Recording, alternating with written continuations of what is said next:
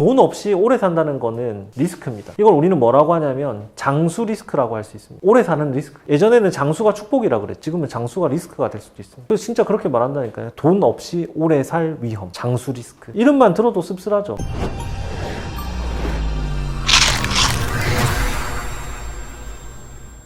그리고 제가 미리 딱 말씀드릴게요. 저는 특히 개인금융 부분에서 앞으로 PT 주제나 이런 걸로 명확하게 나올 대상으로 뭘 지정하냐면 저는 연금 상품이라고 아예 명확하게 말씀을 지금부터 드릴게요. 자, 그러면은 제가 이렇게까지 명확하게 말씀드렸던 것 중에서 안 나온 게 있느냐? 적어도 현재까지는 없어요. 왜 제가 그러면은 그렇게 생각했는지 말씀드릴게요. 혹시 여러분들은 신문을 보실 때 종이신문을 보세요? 아니면 온라인으로 보세요? 대부분 온라인으로 보시죠. 온라인으로 보면 여러분들은 종이신문과의 좀 차이가 있어요. 저도 온라인으로 주로 보는데 종이신문도 병행해서 보거든요. 종이신문에는 뭐가 중요한지에 대한 가중치가 나와 있어요. 일면이 어떻고 그 다음에 그 광고하는 지면도 있는데 그 지면들을 보면은 각 금융기관들이 어떤 것에 관심을 갖고 있는지 이거를 알 수 있게 되거든요. 인터넷으로 보면은 그걸 알 수가 없어요. 근데 여러분 지금 여기 오피스에 계신 분들은 오늘 가시면서 한 번만 봐주세요. 뭘 보시냐면 지금 최근에 나왔던 경제신문이랑 중앙지를 보시면은 거기 나왔던 광고들이 모두 다 동일한 광고가 나와 있습니다. 연금 광고입니다. 근데 그 연금 광고가 은행, 증권, 보험 모두 다 연금 광고를 하고 있어요. 마치 짠듯이 동일하게. 왜 이렇게까지 할까요? 연금이 중요하기 때문에 그렇습니다. 연금이 중요한 이유는 지난 시간에 좀 일부 말씀을 드렸죠. 왜 그렇다고 말씀드렸습니까? 첫 번째, 연금 시장이 너무 규모가 커졌다. 그리고 적극적으로 자산을 운용해가지고 수익을 내기 힘든 구조가 됐기 때문에 규모를, 볼륨을 키워서 안정적으로 수수료 수입을 얻을 수 있는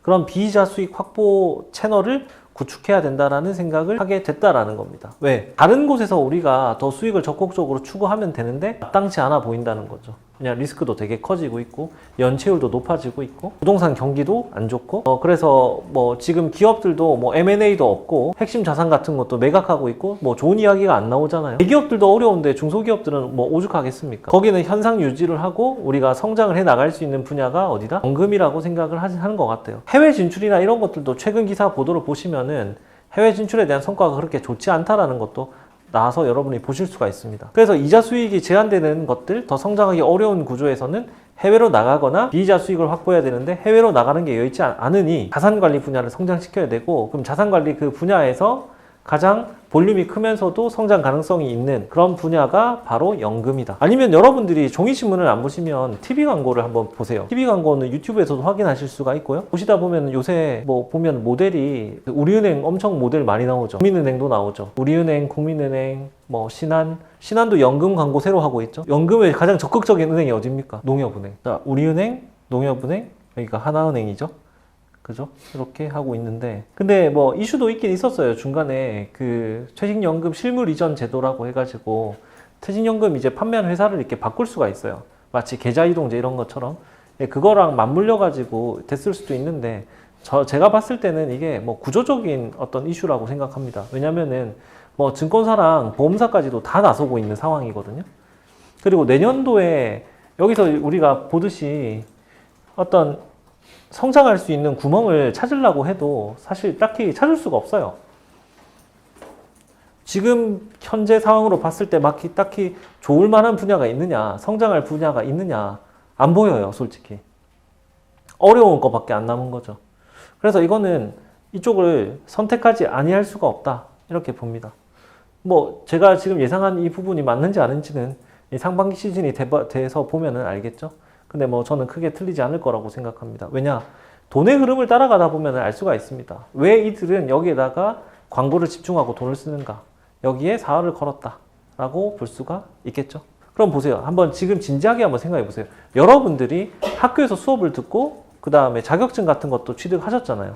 근데 그러면 여러분들에게 연금에 대해서 얼마나 알고 있습니까? 이렇게 물었을 때 여러분들은 어떻게 어느 정도 답하실 수 있어요? 자신있게 저는 연금에 대해서 잘 알고 있다 이런 식으로 얘기를 할 수 있나요? 아니 그럼 심플하게 자문자답을 해보세요. 그러니까 수업을 하긴 할 건데 그 전에 여러분 스스로 한번 자각을 해보라는 거예요. 연금에 있어서 제일 중요한 게 뭡니까? 나는 아니면 연금과 관련된 책을 한 번이라도 읽어봤다. 아니면 나는 연금하고 관련된 유튜브 영상을 한 번이라도 봤다. 눈을 한번 감아보세요, 선생님들. 이거는 이렇게 가시면은 안 되거든요. 그죠? 그래서 제가 수업을 할 거고 수업 전에 여러분들이 좀 배경 지식을 그래도 조금은 쌓으셔야 되기 때문에 연금에 관련된 영상을 몇 가지 추천드리도록 하겠습니다. 강창희라는 분이 있습니다. 네, 이거는 뭐 자타공인입니다. 우리나라에서 연금 전도사라고 해도 무방하신 분이거든요. 네, 여러 가지 미래에셋, 트러스트온 이런 데서 연금과 관련된 직책을 맡아서 하셨고요. 네, 아직도 계속 강연을 하고 계세요. 전환되었습니다. 이게 나타내는 게 뭐냐면 이게 뭐를 의미하겠어요?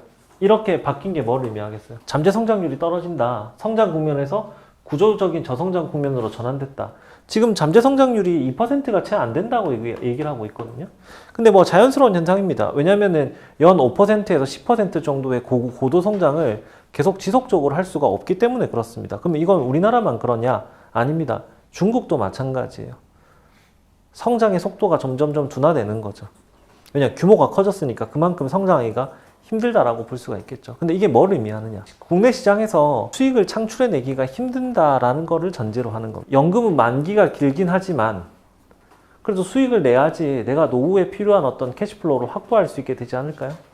이게 더 쉽지 않아졌다라는 걸 의미하는 거죠. 또 거기다가 인플레이션이 강해질 수 있다는 겁니다. 과거에는 보면 재정정책하고 통화정책이 있는데 어쨌든 시중에 어떤 유통되는 통화의 양이 그렇게 급격하게 증가하거나 그러지 않았습니다. 지금은 서프라임 모기지 사태 이후에 뭐 남부 유럽 재정 위기를 거쳐서 그 다음에 코로나 팬데믹 특히 이 시기 이후에 시중의 통화량이 너무나 급격하게 증가하면서 소위 말하는 이제 돈값이 똥값이 됐습니다. 돈의 값어치가 계속 좀 떨어지고 있죠. 그러면은 여기서는 어떤 이슈가 발생하겠습니까? 우리가 경제 교과서를 보면 인플레이션이 발생하면 피해를 입는 가장 대표적인 사람들이 어떤 사람들이라고 나오죠? 연금 소득자들입니다. 그러면 예를 들어서 보세요. 연금이라고 하는 거를 그냥 개념이 심플합니다. 고정된 연금을 받는다고 한번 해봅시다. 예를 들어 한 달에 200만 원을 받는다고 한번 해봅시다. 한 달에? 근데 이게 연금 은퇴를 내가 예를 들어 60살에 했는데 이게 90살이라 칩시다. 그럼 30년 동안에 이 200만 원의 값어치가 어떻게 됩니까? 1년에 인플레이션이 3%로만 칩시다. 그럼 어떻게 돼요? 200만 원에 이때 90살에 받게 되는 200만 원의 가치는 어떻게 됩니까? 1.03 헷하고 30 하면 되잖아. 82만 3천 2만 원. 자, 그럼 보세요. 이게 지금 30년 동안 물가 상승이 이루어지면서 연금의 실질 가치가 반토막도 더 났죠. 과거에 우리가 연금을 넣을 때는 경제가 꾸준히 성장한다. 그죠? 충분하다. 그 다음에 물가가 그렇게까지 높지 않다. 안정돼 있다. 이런 걸 전제로 하고 이제 연금 상품들이 설계가 됐거든요. 왜냐면 보세요. 지금으로부터 30년 전이면 몇 년도입니까? 지금으로부터 30년 전이면 몇 년이에요? 한 95년 정도 되겠죠? 1995년? 1995년은 우리나라 경제 성장률이 몇 %인지 보여드릴까요? 95년도는 우리나라가 OECD 가입한 그 해입니다. IMF가 97년도 연말에 왔고 그 전이거든요. 믿기지 않겠지만은 우리나라 경제 성장률은 9.6%였어요. 이때는 대학 졸업하면 취업난 그런 게 없었어요. 취업난이 없었다고요. 그러니까 이 사람들이 잘했다가 아니라 그냥 이때는요, 사람들이 이 사람이, 다시 말씀드릴게요. 이 사람이 잘했다고 말하는 거 아닙니다. 아시겠죠? 이 사람이 잘한 거 아닌데, 이걸 다 지우고 보면, 이것만 보면 어때요? 이거 지우고 보면 어때요? 이거 지우고 보면 어때요? 거의 천국이죠. 그죠? 그럼 보세요. 지금 30년 동안 연금을 설계했다 칩시다. 그럼 이때 가정한 걸로 연금을 설계하면 어떻게 되겠어요? 좀 뭔가 안 맞지 않겠어요? 맞아, 안 맞아요. 그러니까, 여기서 아무리 배우고 똑똑한 사람들이 이 연금을 설계한다 하더라도 이것까지 다 맞춰서 하기가 어렵다고요. 근데 그럴 때는 어떻게 해야 됩니까? 이렇게 변수가 크게 생길 수 있잖아요. 왜냐면 경제 성장률이 지금 실제로 이게 리얼라이즈 실현된 게 9.6%인데 잠재 성장률이 2%고 그것보다 더 떨어질 수 있는 거면은 갭이 엄청 크잖아요. 맞죠? 그럴 때 우리는 어떻게 해야 되겠어요? 보수주의적인 정책을 써야 됩니다. 인플로우 투자를 더 늘리고요. 그 다음에 캐시 아웃플로우 지급 금액을 좀 줄이는 거예요. 여기에 또 영향을 미치는 게 경제 성장률도 바뀌었죠. 그 다음에 물가 상승 인플레이션도 바뀌었죠. 거기다가 기대 여명도 증가했습니다. 기대 여명이라고 하면 그냥 쉽게 말하면 언제 죽냐 이거예요. 보통 양반들이 80세에 죽는지 90세에 죽는지 100세에 죽는지 아마 여러분들 같은 경우는 아마 100세 시대가 될 것 같아요. 100세 시대가 넘어갈 겁니다. 그러면은 지금 현재 기준으로 봤을 때 은퇴 시점이 60세 정도라고 한다면은 40년 혹은 110세가 된다면 50년인데 거의 뭐 한 번 더 살아야 되는 거거든요. 진짜 인생 2회차가 시작되는 거예요. 그러면은 내가 예를 들어 100살까지 살 거다, 80살까지 살 거다 이렇게 해서 과거의 기대 여명이 그 정도라 생각하고 이걸 짜놓으면 어떻게 되겠어요? 과부족이 무조건 생긴다는 거죠. 그렇기 때문에 우리가 더 보수주의적인 관점으로 연금을 집어넣어야 되는 거예요. 이분도 충분히 그런 것들에 대해서 설명을 하시긴 해요. 근데 저희가 지금 말씀드리고 보여드리고 싶었던 거는 뭐냐면 그게 바뀌어야만 한다라는 거를 말씀드리려고 했던 거예요. 제가 그럼 30년 뒤를 정확하게 예측할 수 있느냐, 40년 뒤, 50년 뒤를 예측할 수 있느냐, 솔직히 그 정도 능력이 없어요. 그렇기 때문에 이 보수주의적인 관점으로 해야 되는 거죠. 근데 여기서 딜레마가 생깁니다. 왜 딜레마가 생기냐면 그래 네가 하는 말도 대충은 이제 알아는 먹겠어. 그만큼 이제 그 사람들이 오래 살고 물가도 오르니까 실질적으로 연금의 가치가 떨어지니까 좀 더 연금을 보수적으로 더 금액을 많이 집어넣고 장기간 좀 투자를 해야 되지 않겠냐 이 말인 것에 대해서는 동의를 하겠어.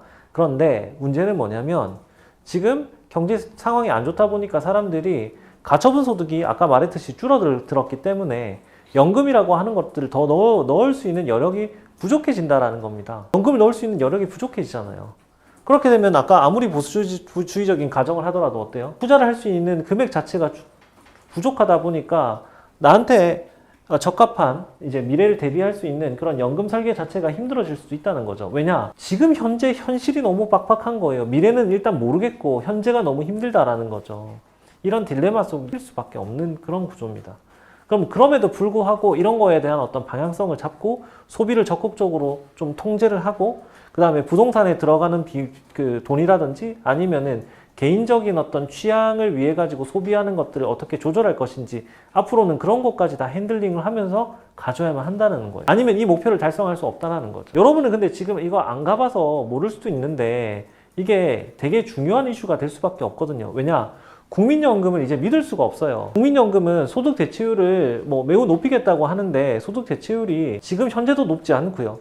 앞으로 더 높아지기도 힘들 것 같고 거기다가 더 많이 내고 소득 대체율을 높여준다고 하는데 그게 사실 말장난이고 거기다가 대표적으로 자동 안정화 장치라는 게 있습니다. 그 말이 뭐냐면 어떤 경제 변수에 변화가 생기면은 소득 대체율을 못 지켜준다. 조금밖에 줄 수 없다. 이것들을 공식화시키는 거거든요. 그럼 지금까지 우리나라 말고 그 나머지 선진국들이 연금 개혁을 했던 국가들이 엄청 많습니다. 그럼 걔네들도 그런 어떤 분쟁이나 이런 게 없었냐? 당연히 있었죠. 우리는 그거를 자꾸 이연시켰을 뿐인 겁니다. 국민연금만 믿을 수가 없다라는 거죠. 금융 전문가가 아닌 일반적인 사람들이 이걸 다 이해하고 자기 설계를 아주 주도적으로 할 수 있느냐?